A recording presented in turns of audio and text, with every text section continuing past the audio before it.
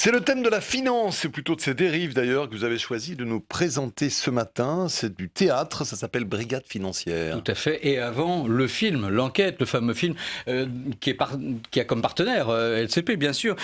Vous savez, pour tous ceux qui se sont perdus un petit peu dans l'affaire des affaires, c'est une excellente occasion finalement de se rattraper un petit peu. Ça s'appelle donc l'enquête. Le film est signé Vincent Garin, qu'on se souvient de son film précédent. C'était Présumé coupable sur l'affaire Doutreau.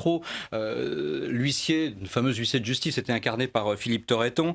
Et il reprenait déjà le thème de l'individu face à un système. Alors il est évident qu'on ne peut pas résumer l'affaire Clearstream, bien sûr, en 1 minute 30. On sait qu'on suit simplement la totalité de cette affaire via évidemment Denis Robert, le principal protagoniste de l'affaire. Il en a écrit des livres, etc. Et on le suit dans sa rencontre, sa collaboration avec le juge Van Ruynbeek, les complots politiques entre Villepin et Sarkozy. Le film arrive à rendre compréhensible une histoire qui, objectivement, on comprend rien à la base. Voilà. Et il garde en même temps toutes les zones d'ombre qui subsistent encore aujourd'hui. Voilà. On se demande un petit peu pourquoi Denis Robert et sa sphère intime est impliqué, parce que simplement ce n'est pas un film sur une enquête judiciaire, c'est aussi un film sur un homme qui a été broyé par un système. Magnifique interprétation de Gilles Lelouch, bien évidemment. On en sort vraiment dérangé de ce film, on en sort très... Alors Brigade financière, c'est après, c'est du théâtre. Là pour l'heure, c'est donc ce film avec un extrait. J'ai rencontré un type. T'as raconté quoi? L'histoire du système de dissimulation de capitaux à l'échelle internationale. J'ai eu 4 appels raccrochés aujourd'hui, je sais pas ce qui se passe là. Vous avez quitté Clearstream il y a 10 ans, monsieur. Ils vous font peur à ce point-là.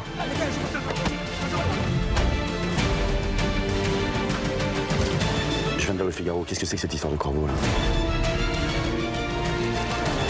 Vous voulez vous attaquer à trop gros. T'as fait tout ça pour rien, mon amour.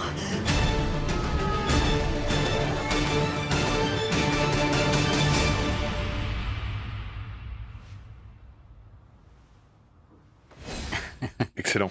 Et la bonne nouvelle, c'est que ça sort aujourd'hui. Vous pouvez aller le voir dès aujourd'hui dans les salles. Théâtre maintenant. Brigade financière. Tout à fait, c'est une pièce de théâtre qui s'appelle Brigade financière, c'est intéressant.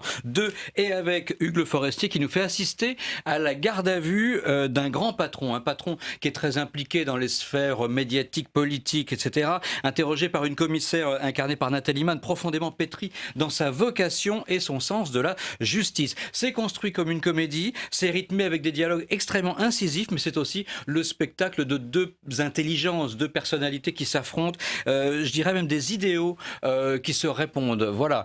C'est mis en scène par Anne Bourgeois. C'est au Ciné 13 Théâtre tous les soirs jusqu'au 21 mars. Et je vous propose d'en voir un extrait. Avec plaisir. Tout le monde est contraint d'obéir, de faire des concessions pour arriver à vivre. Pas vous. Je veux bien croire que vous vous sentiez responsable de vos employés, et je vous en félicite. Mais si l'un d'eux, ou une dizaine, ou même un millier, était entre vous une centaine de milliers d'euros, je ne donne pas cher de leur peau. Vous n'hésiterez pas. Parce que vous croyez qu'ils hésiteraient, eux? Tu l'as dit. Merci beaucoup au Ciné 13, donc jusqu'au 21 mars. C'est l'interview politique maintenant. Gérard Collomb, le sénateur maire PS de Lyon, va me rejoindre. Je vous souhaite une belle journée. Merci.